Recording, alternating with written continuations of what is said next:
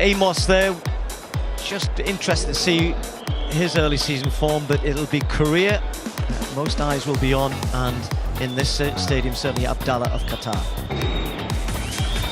Brazier won't be too far away either. Abdallah likes to front run, he doesn't need to here.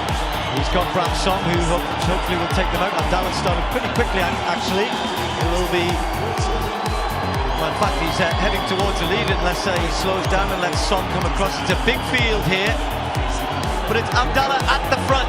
This is Brave running from him, and Brazier starting to make a move, the American on the outside.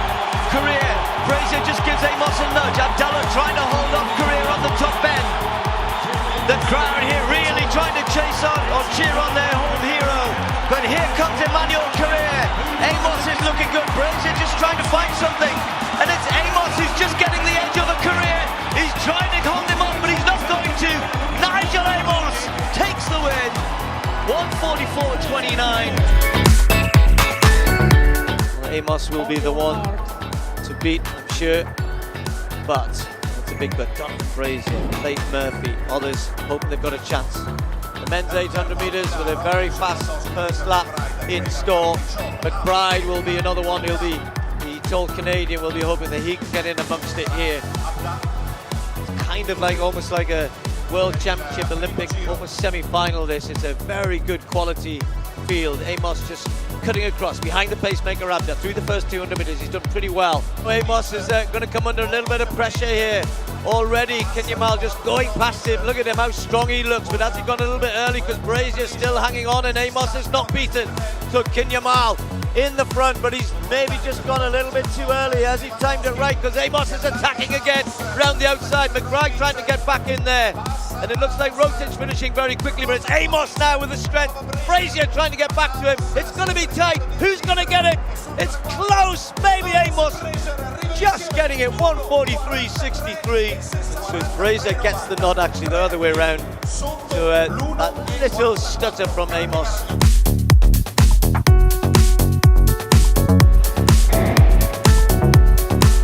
Well, they've asked here for 400 metres through 50 seconds, just outside 50 seconds, which is at 144 pace. And it'll be interesting to see how Korea reacts to that defeat in Doha in the opening race of the season. There he is, third from left of picture, and the contrast in style, as I mentioned, just really tall, elegant, upright. There's a bit of bumping and barging already there.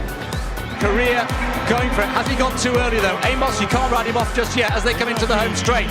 Murphy also finishing strongly. Kittilit's gone, not for the first time. Rotich is way back. Amos coming back strongly again.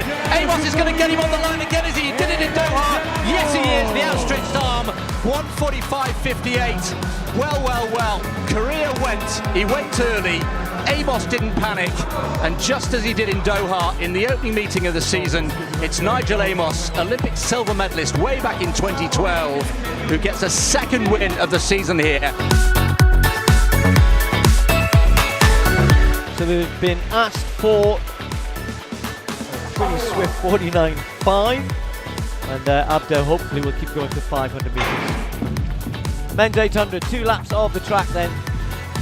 Emmanuel Korea, the man who everybody said is going to do what David Rudisha did. Well, he has shown he's capable of that, but his team say he's just building himself into the season. He's run a pretty good 400 already this year as well. They've got a lot to do to get back to these front two, Vasquez and Korea looks strong at this point.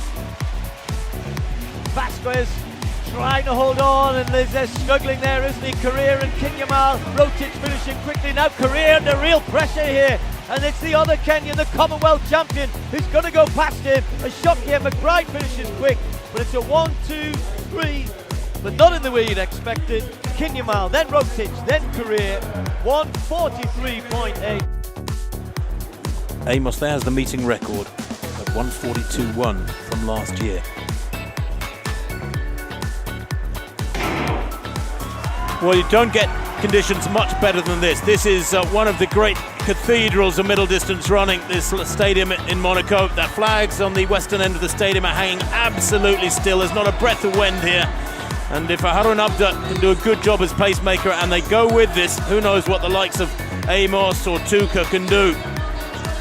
back in second place, and looking strong in the all blue is Rotic. They come round the bend and into the straight. They're still strung out in single file, but they're shifting here. And Amos, with that rather ungainly style of his, the arms flailing. Rotic in second place, big gap behind him as the rest of them come through. Look at Tuka trying to come through for third place, but watch the clock. It's going to be quick for Amos. Crosses the line, 1:41.89. That's the quickest time in the world for 2 or 3 years. A new meeting record for Nigel Amos.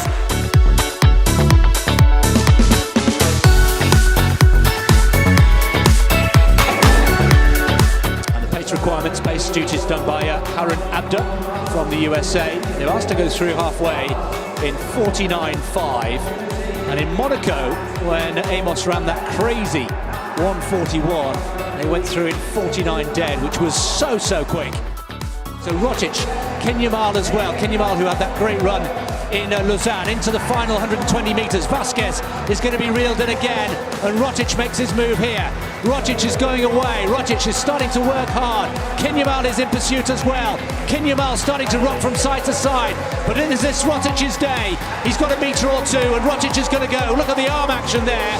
1:43.14, but Rotic comes good in the end, and the Kenyans continue to impress over 2 laps.